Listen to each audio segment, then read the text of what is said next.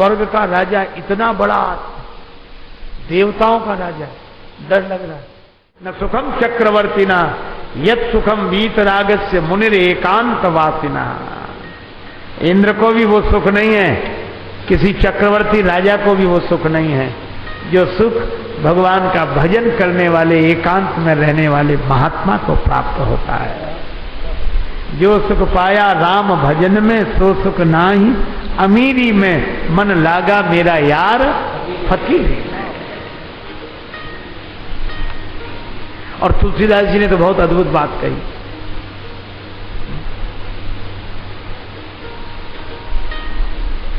सिंह दिखा किसे? कुत्ते को। कुत्ते को शेर दिख गया तो कुत्ता भागा। तो किसी ने कहा इसमें आश्चर्य क्या है, प्राणों के डर से अपने को बचाने के लिए भागा होगा। बोले ना, कुत्ते से किसी ने पूछा कि शेर को देखकर क्यों भाग रहे हो, क्या तुम्हें इतना डर है? बोले नहीं, मुझे अपना डर नहीं है। कहा हमने जो मुख में हड्डी दबा रखी है कहीं शेर ये छीन ना ले। शेर हड्डी छीनेगा कुत्ते के मुख से। और ये मैं कह रहा हूं, श्री तुलसीदास जी महाराज ने लिखा है, सूख हाड़ ले भाग सठ स्वान निरख मृगराज, छीन ले जन जान जड़ तिम सुरपति न ला। का महात्मा नारद जी संग की तरह हैं और इंद्र का राज्य तो कुत्ते के मुंह में हड्डी की तरह है। ये संत महिमा, ये भगवान नाम की महिमा, ये भजन करने वालों की महिमा। उनके लिए सुमिरत रामई तजई जन तृण सम विषय विलास।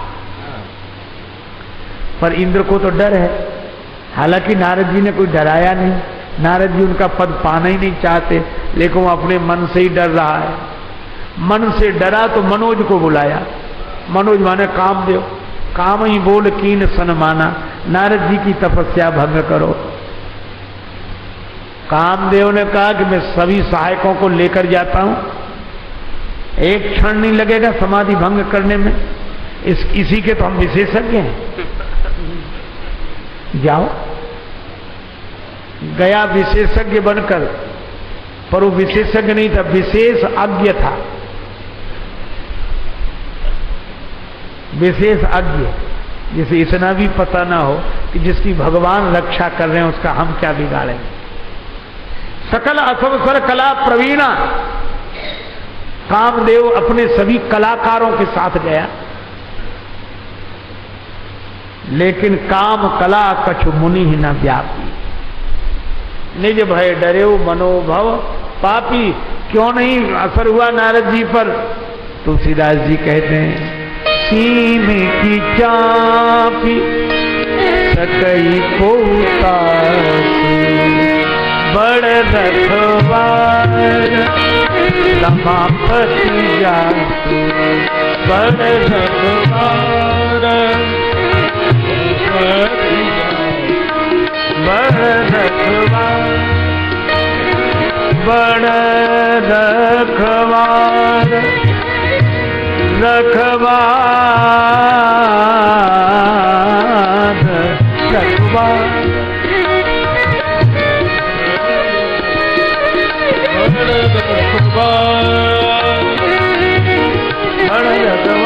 रखवार रखवार भगवान जिसकी रक्षा करे उसका कोई क्या बिगाड़ सकता है। कामदेव ने देखा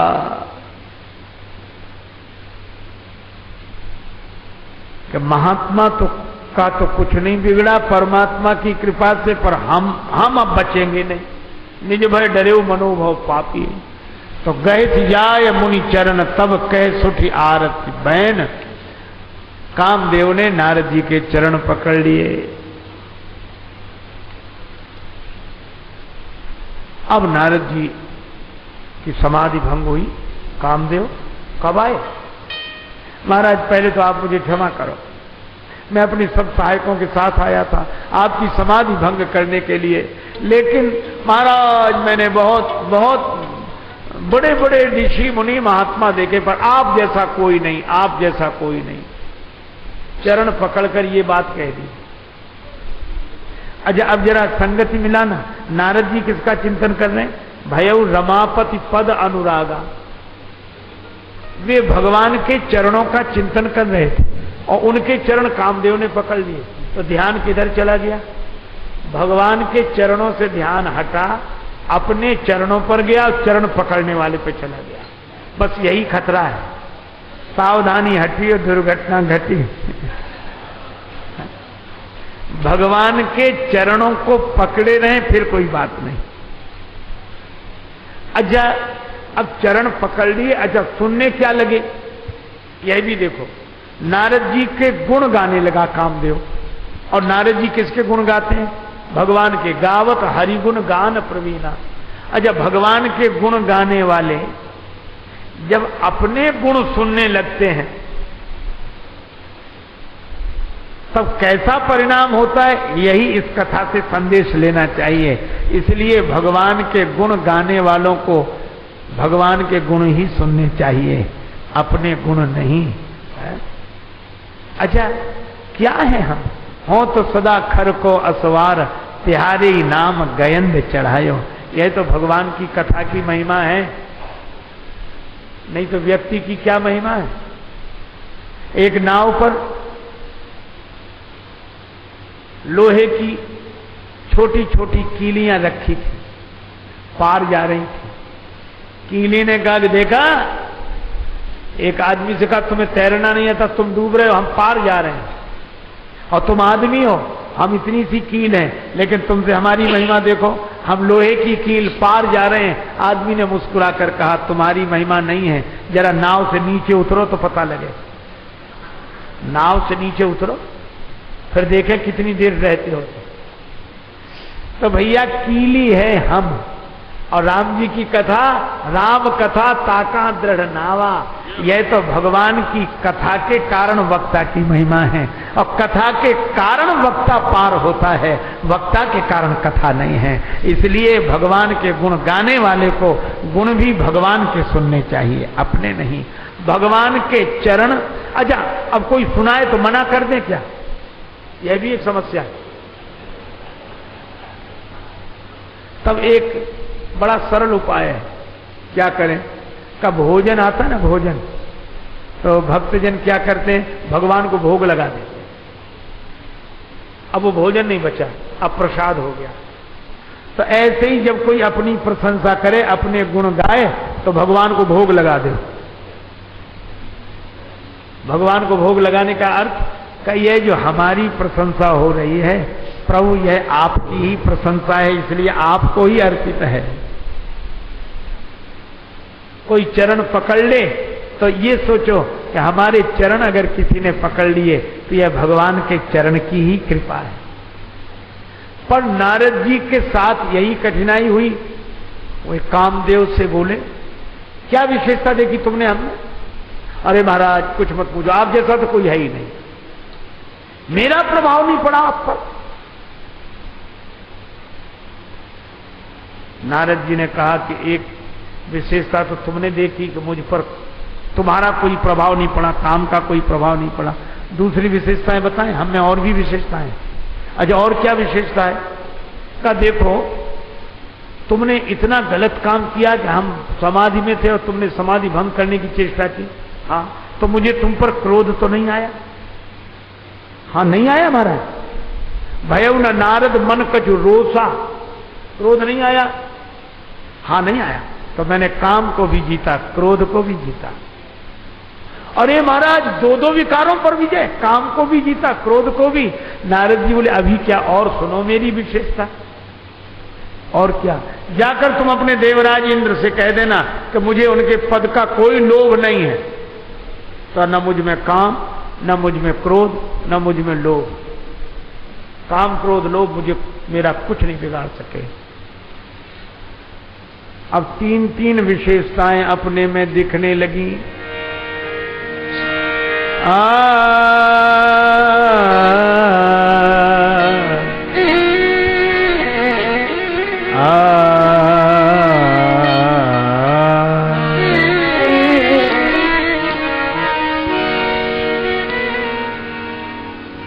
यद्यपि काम जब देवराज इंद्र की सभा में गया तो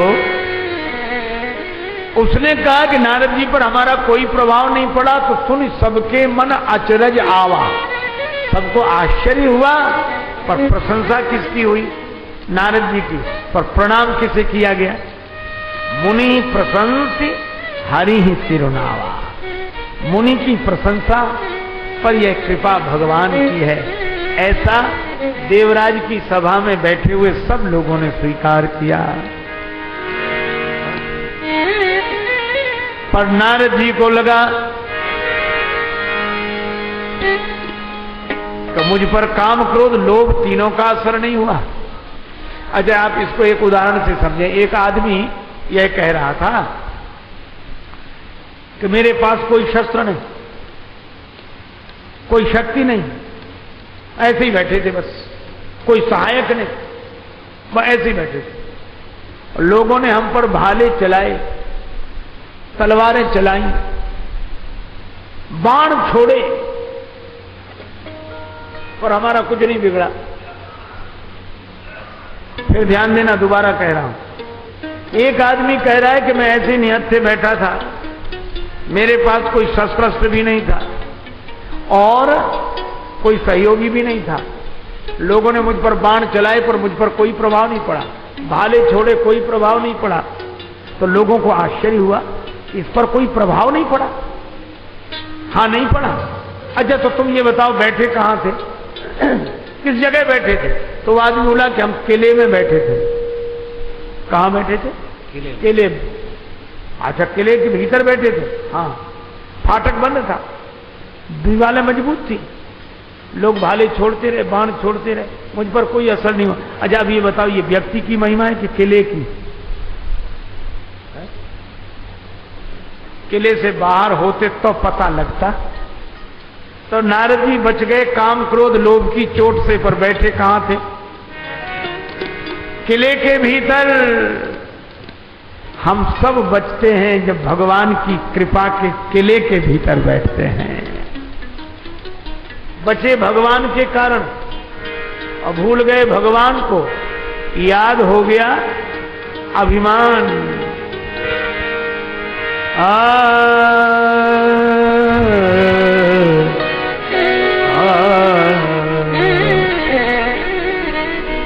मेरे जैसा कौन,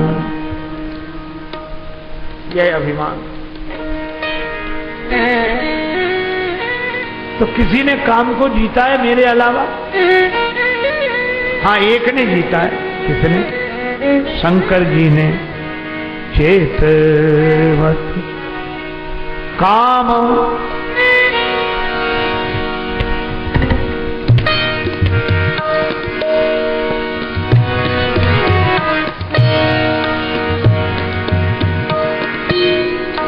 चेतवत काम काम काम चेतवत भय उजरी सारा चेतवत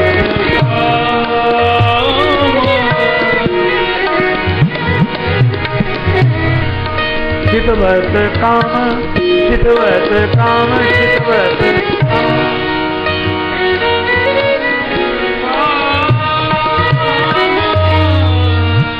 नारद जी ने यही सोचा कि शंकर जी ने काम को जला तो दिया, लेकिन काम को जीत लिया, क्रोध को तो नहीं जीत सके। सौरभ पल्लव मदन बिलोका भयउ कोप कंप्यू त्रैलोका भयउ कोप। तो नारद जी को लगा कि शंकर जी ने काम को जीता पर क्रोध को नहीं जीता, भयउ कोप। पर यहां तो भयउ न नारद मन कछु रोसा, काम क्रोध लोभ तीनों को जीत लिया। तो चलो शंकर जी के पास चलते हैं, उन्हें बताएंगे कि आप सफल तो हुए पर हमारी तरह नहीं हुए। अब शंकर भगवान के यहां नारद जी आए तो शंकर जी ने सोचा संत पधारे हैं तो श्री राम कथा सुनने को मिलेगी, भगवान की कथा सुनने को मिलेगी। शंकर जी बड़े प्रसन्न हुए, संत आए तो का कथा सुनाओ। नारद जी बोले आजकल हम एक नई कथा कहने लगे। नई कथा? भगवान की कथा तो परम पुरातन नित्य नूतन है। मार चरित शंकर सुनाए, मार चरित शंकर, मार चरित शंकर सुनाए, मार चरित शंकर।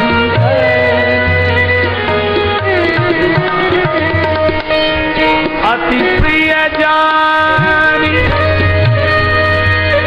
जानी महेश सिखाए,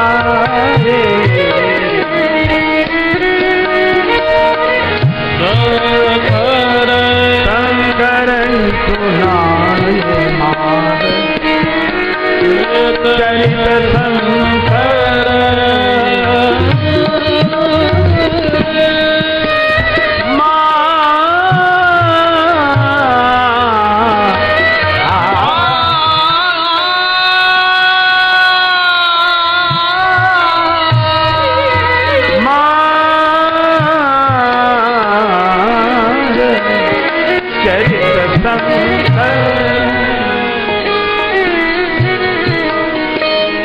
मार चरित शंकर। शंकर जी सुनने बैठे थे रामचरित और नारद जी ने सुनाए मार चरित। सुनने बैठे थे राम कथा और सुनने को क्या मिले? काम कथा।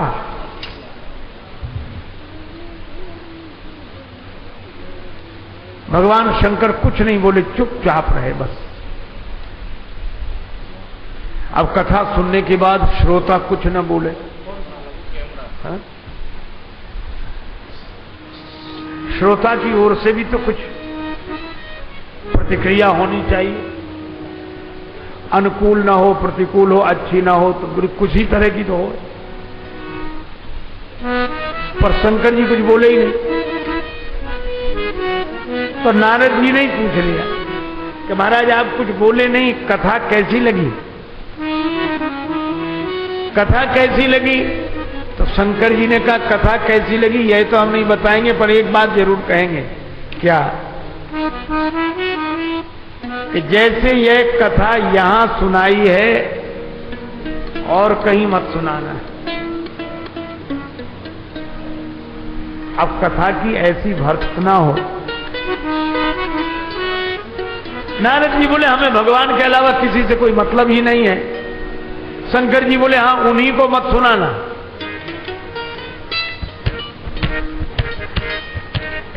तिमि जनि हरि सुनायो कबहु,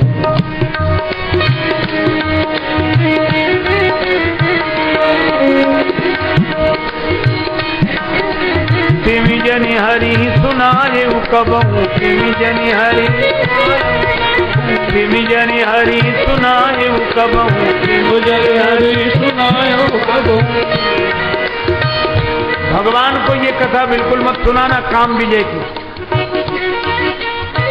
नारद जी बोले वैसे न सुनाए, अगर चर्चा चल जाए तो। चले प्रसंग दुराये तब हूँ, चलो प्रसंग दुरायो तब हूँ, चले प्रसंग दुरायो तब, चले प्रसंग दुराये तब हूँ, चलो प्रसंग दुरायो तब हूँ। शंभु बचन मुनि मन नहीं भाई, शंभु बचन मुनि तब विरंच के लोक सिधाए, तब विरंच के लोक सिधाए। शंकर जी ने कहा ये कथा भगवान को मत सुनाना, चर्चा भी चले तो भी मत सुनाना।